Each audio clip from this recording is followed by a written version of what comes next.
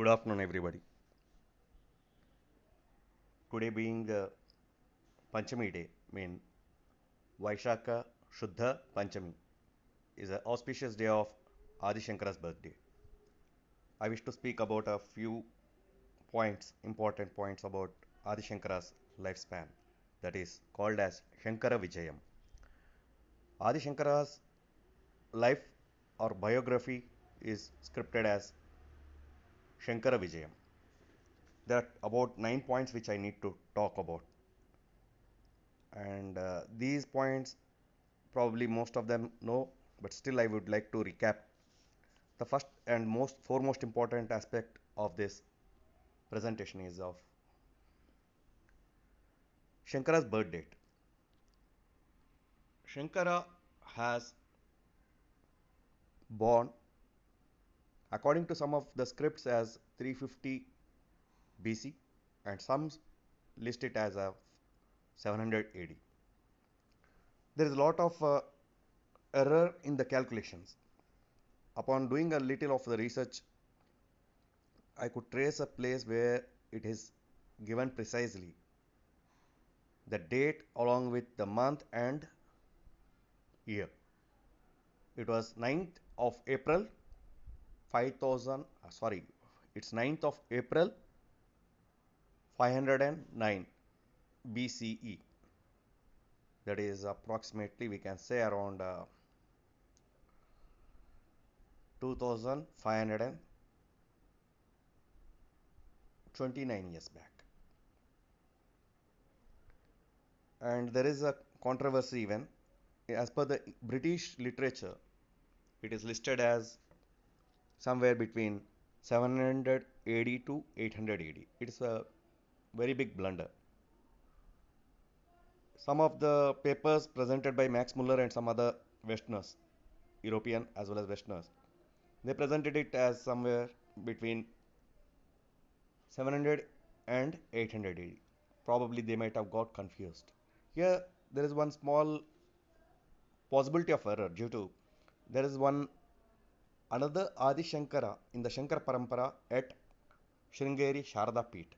He was the first, but prior to him there existed almost 10 lineages which were not listed in the records according to one of the findings. Keeping it aside, there is another controversy I can say. If at all Shankaracharya had born in the year of 350, let us say, as most of the historians have listed, some of the most revered or accepted historians listed. If at all it happened at that period, and at that same period, even Kautilya has born, that is Chanakya. How is it possible? Chanakya has not met Shankaracharya. It is impossible that Chanakya has not met Shankaracharya and Shankaracharya has not met Chanakya. There is some error in it. And there is one more error in the same period in the history, that Harappa Mohenjo-daro findings they listed of the same period. How is it possible? When Sanskrit was already prevailing in those areas, in Takshashila Sanskrit was existing, down the south at Kaladi in Kerala, Sanskrit was existing, throughout the country Sanskrit was existing. How come Harappa Mohenjo-daro period people have used iconic representation which some people claim as Brahmi Lipi? Brahmi, probably the name might have again given by some Europeans. There is some error in our understanding or the kind of history listing given to us. So let us take that as if Shankaracharya was born prior to 350, and most authentic document it is giving along with the date as 9th of April 5009 BC. Now next one is the next another important thing is, by the time Shankaracharya was there, Buddhism was already in existence. So there is again a conflict. If somebody looks at the birth of the Buddha, Gautama Buddha. It is somewhere again at 350 nearby or near to 450 somewhere. There is an error. So Gautama Buddha has born later to Shankaracharya could be the possibility. It means that Buddhism was existing prior to Gautama Buddha as well. Now this may appear very stupid and illogical. Yes, it can be stupid. The reason is in the Sanatana Dharma cult, there is one is Astikatva, Nastikatva, mean believer, non-believer. Apart from these two, there is one more concept called as Ajivaka. Ajivaka is a cult where they believe in neither on the life, not on the non-life, or belief or not belief. Everything they encapsulate it to related to cosmic world, and it is something like metaphysics, we can say, in today's our physical world, or for the people of science, people who are more interested in scientific evidence, that is more like metaphysics. So Astika, Nastika, and Ajivaka, these three are the already existing systems, school of thinking.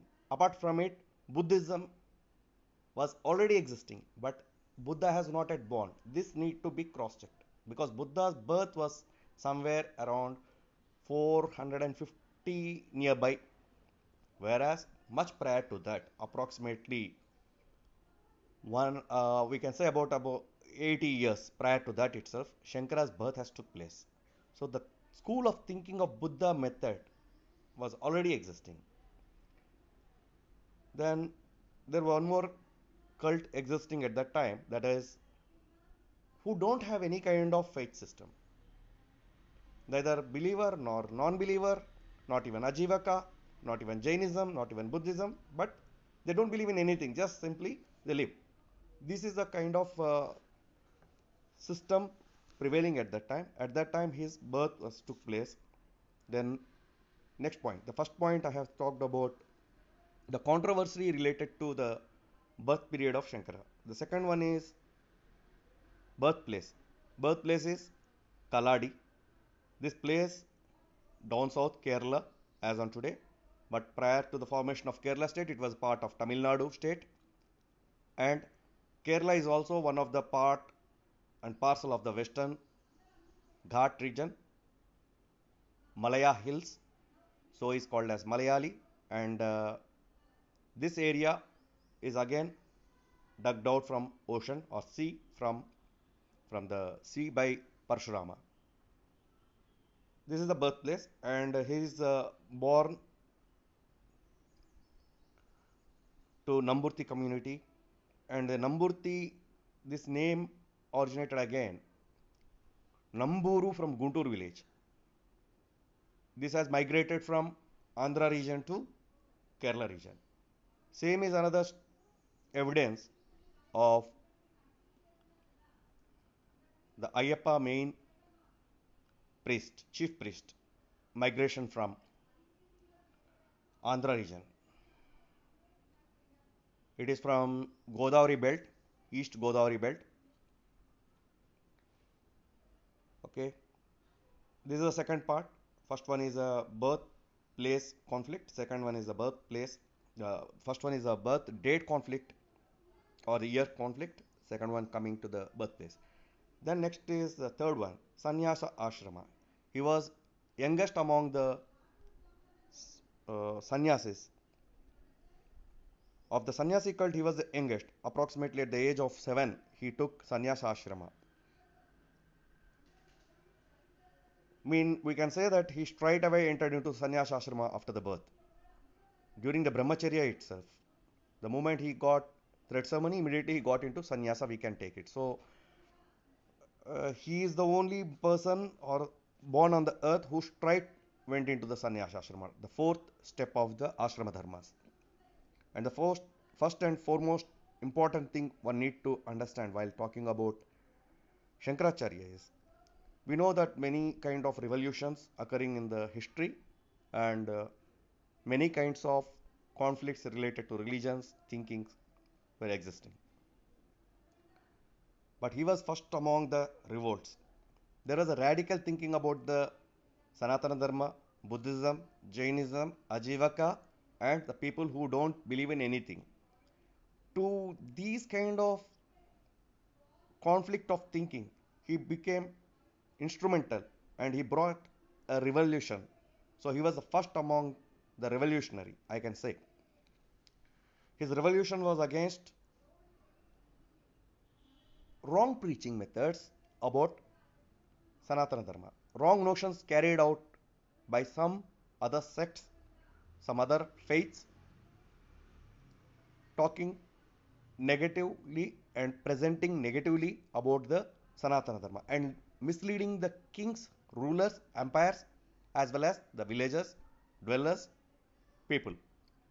So he brought everything into a single encapsulated dharma, Advait. Advait is my fifth point. Advait, when we talk about Advait, it has again two to three kinds of differences. Advait means non-dualism, monistic, fine. That's one thing. There are three important aspects we can talk about Advait. One is Vishnu Tattva and Shiva Tattva. This is one first major conflict existing within the Sanatana Dharma. The people of Vishnu followership never used to respect or Shiva Shiva followers never used to respect Vishnu. This was a major conflict existing within the home, within the house of Sanatana Dharma. The second one is the second aspect of Advaita philosophy is we can interpret Advaita in three aspects. The first aspect is Vishnu and Shiva differentiation. People had dualism. That is one thing. God seeing in dual form. The second one is physical and non-physical. That is me as a human body and the idol as a superior. So the God is different, I am different. This is the second aspect of the Sanatana conflict. Within the Sanatana Dharma, there is a separation between God and human. This conflict was also existing. That is dualism. And the third aspect is Shiva and Shakti. Let us say Shiva is a Nirguna, mean it is we can say it as static form, and Shakti as a Chaitanya. Unless these two unite together, there won't be life. So the people who used to follow Shaivism, there is a no proper shaking hand with Shaktaism. The people who are following Shaktaism were not having proper shaking hand with the Shivism. Although they know pretty well that Shiva is a Ardhanarishvara, but they have not understood the proper concept. Shakti is nothing but the internal energy from the Mooladhara Chakra, that is Kundalini Shakti, and the Kundalini Shakti, unless ignites, there won't be life in any form living on the earth. So Kundalini is the Shakti which ignited the fire to the Jiva or the Prana. Fine. So this is the reason why this Advaitic philosophy has become most important, where he defined Vishnu and Shiva are same. Shivaya Vishnu Rupaya Vishnu Shivaya Vishnu Rupaya Vishnu Rupaya Shivasya, like that. There is a lot of description. Shivaya Vishnu Rupaya Shiva Rupaya Vishnu Vishnu Rupasya Shiva Shivasya Hrudayam Vishnu Vishnusya Hrudayam Shivaha. Yata Shivamayo Vishnu Vishnureva Maya Shivaha. Tadamtaram na pashyami. Then another one is God and idol. God and idol. If at all God is different and idol is different, then there is no bhakti mark. So he made it again very clear. So he defined many mantras, of which many people can find in the on the top of Ayappa temples anywhere. Tattvamasi, Tattvamasi, one of his most powerful word he has used. Tattvamasi. So this is another Advaitic kind of philosophy.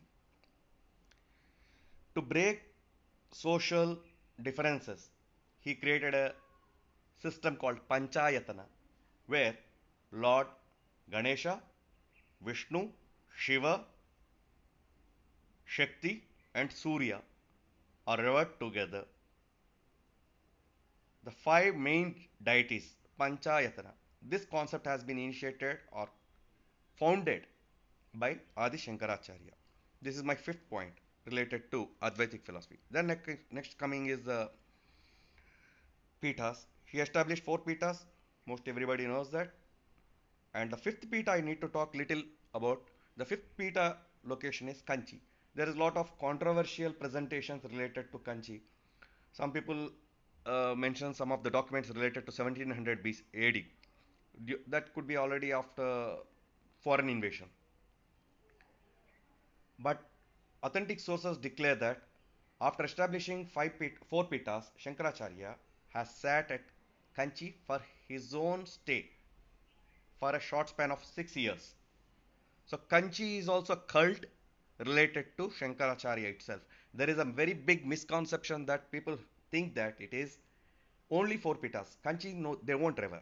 If at all Kanchi is not referred, I have a very big question to many people take controversial who make controversial statements related to it.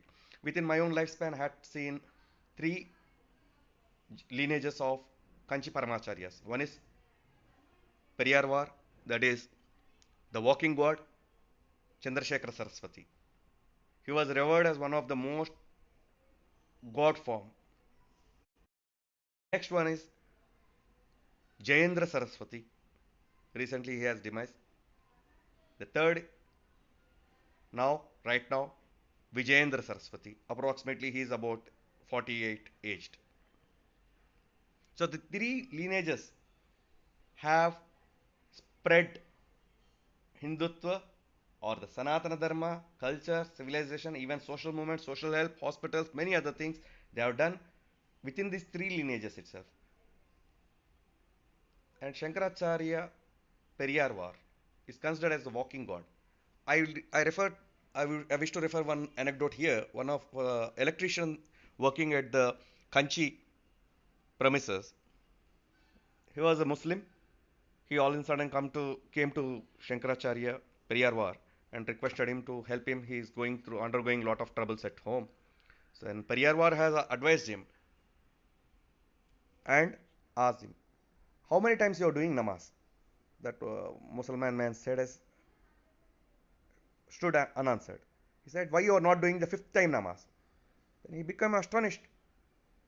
He became astonished. How come the Periyarvar knows that I am doing only four times? The fifth time. So Shankaracharya Periyarvar suggested him Swadharma, as per the Gita also, Swadharma. Follow your Swadharma. So Periyarvar has suggested him to follow his own Swadharma, and he is missing the fifth part, fifth namaz, and he advocated him perform that also. You will get peace. Now to cross check this, I asked one of my Muslim friend who is a regular follower of all his own practices. He said that yes, fifth one is existing, that is just before going to bed. So fifth namaz is before going to bed. So Shankaracharya Periyarvar, the walking god, Chandrasekhara Saraswati knows what is happening in the other man's life as well. He had a Divya Shakti, the third eye opening, Parakaya Pravesha, many other Ashta Siddhi Navanidhi Ke Data. So he has all the powers. So it is not possible for any mundane person unless Kanchi has got powers. So fifth Pita Kanchi is most powerful. There are a lot of wrong explanations given in the Google search. Many people have misled. Kindly don't get carried away and don't spoil our brains, because this kind of Western thinking has ruined our roots. Now, the very sixth point which I would like to talk about is places. Anyway, we know all the four places where he traveled: north, east, west, south, and he is anyway born at south. From south, he started his journey. From there, he went to Tirupati. There, he established Sri Yantra below the Lord Venkateshwara's idol. After that, only the Venkateshwara Swami temple has started getting lot of funds.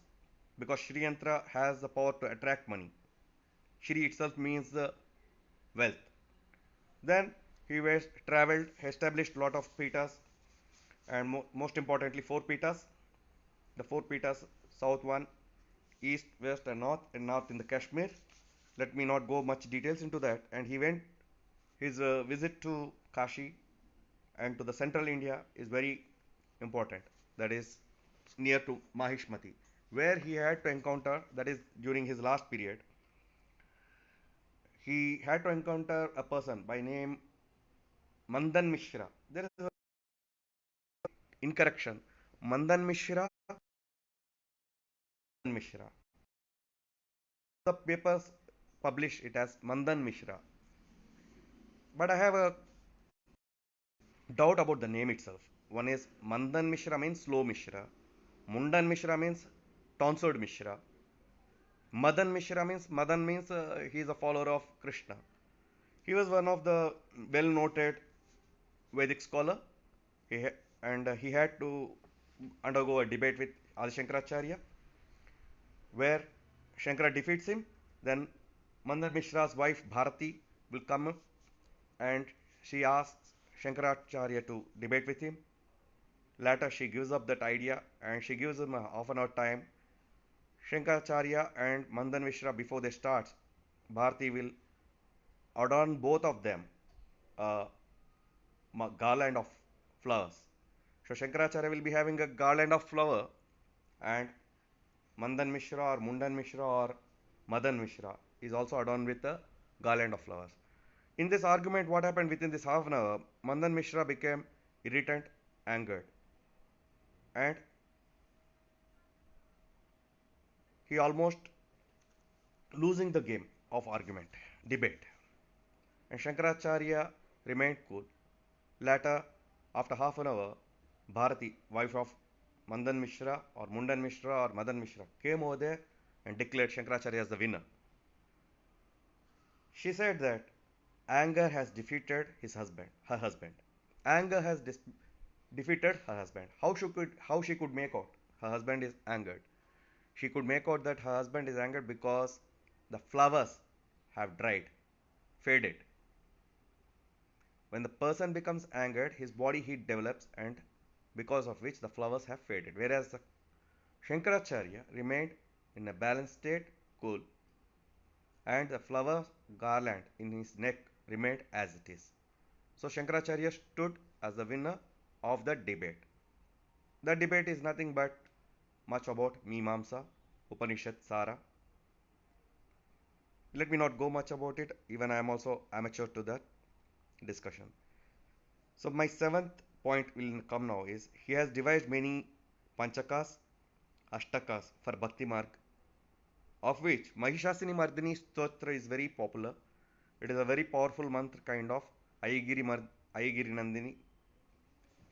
Most of the people play it, many dancers use it. I pity and I respect those people who are doing it, and at the same time I express my pity as well as advocate them. At the end of it, they are forgetting to give Guru a word. It is Srimad Shankaracharya Viricita Mahishasini Mardini Stotram. This word they don't use. It's very incorrect. Traditionally, they have to give respect to the person who scripted it or who first recited it. Then is Manisha Panchaka. He was the first revolutionary, as I said earlier, as per my fourth point. He fought against untouchability. Manisha Panchaka is the evidence. It's a very strong evidence that Shankaracharya fought against untouchability. And later, due course of time, same was done by Ramanujacharya. He revealed Ashtakshari, Om Namo Narayanaya. There is no much difference between these two, and these two personalities' birth took place on the same day. This is another observation one can make. Esoterics. Okay. Then Shankaracharya has devised another method for the people who are very busy. A shortcut method to do Shiva Puja. Shiva Manasa Puja Vidhi. It ends with very popular करचरणजं वा कर्मवाक्कायजं वा श्रवणनयनजं वा मानसं वापराधं विहितमविहितं वा सर्वमेतत् क्षमस्व शिव शिव करुणाब्दे हे Mahadev Shambho. Mean by deeds of actions with hands, legs, by ears, eyes, mouth, or by mind. Whatever the mistakes I did, please excuse me, my Lord, O giver of the peace. This is the meaning of it. Shiva Manasika Puja Vidhi, it is a hardly uh, 2 minutes time consuming method. Then Aparadha Stotram, Aparadha Sahasrani, Aparadha Sahasrani, like that it starts, the mantra starts everywhere. One can find this Aparadha Stotram after every puja vidhi, after every yajna vidhi, after every recitation vidhis. This has been again spelled out by Adi Shankaracharya. Then comes his most important work. His most important work is Shankara Vijaya. Foundation itself is with Prasthana Traya. Prasthana means it's a journey, Traya means three. Journey towards three. It has three philosophies. One is Shruti Prasthana, that is based on Upanishads. Smriti Prasthana, that is based on Bhagavad Gita. Nyaya Prasthana, that is based on Brahma Sutra. Shruti Prasthana Upanishads, they were about approximately 1008 Upanishads, which downsized down to 108, and Shankaracharya made approximately about 11. Some people claim as 18, but he made 11 major Upanishads. Then becomes other as minor Upanishads. Available today are 108 Upanishads. And next coming is the Smriti Prasthana, of which Bhagavad Gita. Bhagavad Gita was the first to be present to the world by Sri Adi Shankaracharya through his Bhashyam, Shankara Bhashyam, mean commentary. Bhashyam means the commentary. Prior to Shankaracharya, it was not existing in open form. Reason: when one person reads through Mahabharata, first he need to go through Adi Parva, that is of Jaya.